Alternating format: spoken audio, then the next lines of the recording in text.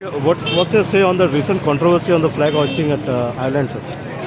See, flag hosting controversy might have been closed, but it is a very shameful act that somebody chose not to allow our defense forces, that to the Navy, to host a national flag.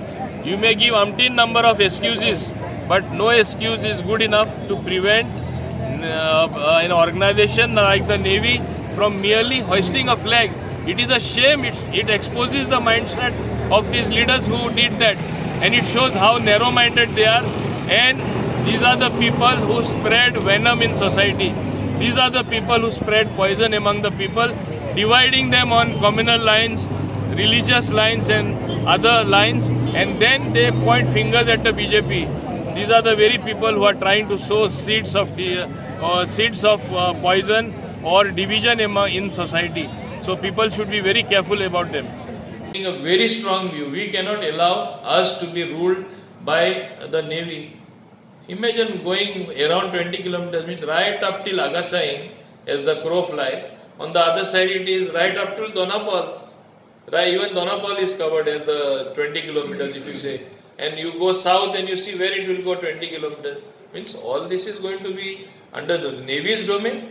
To build a house, you have to ask the NOC, and you know how difficult it is to get inside their gates for the common man. And they have to go and apply and get NOC. Ridiculous. Is it the effort of the Navy, or is it their ploy to come and rule the Goans?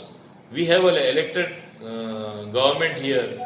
We are in a democracy, and they should realize that they should be, while they should be within their rights, they should also protect civilian interests.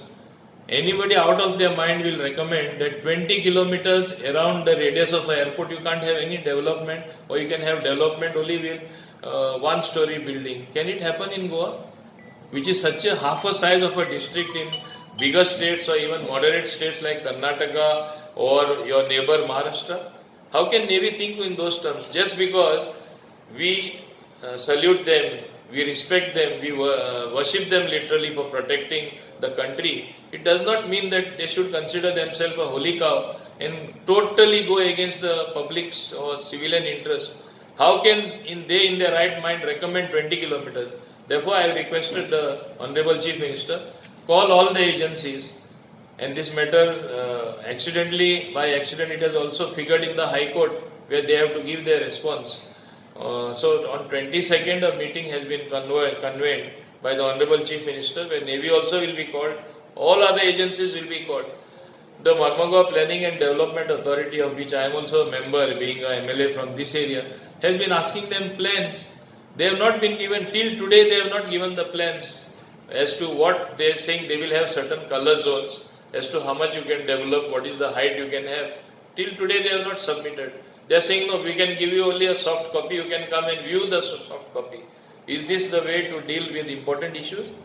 I am a MLA from this area. I cannot allow my area to become totally out of bounds for the civilians. Where will the civilians go? Mounting population everywhere. We don't have land to build houses, and they want to say you cannot build anything. In what world are we living? Navy should realize this particular thing and come at a very amicable solution which does not trouble the people.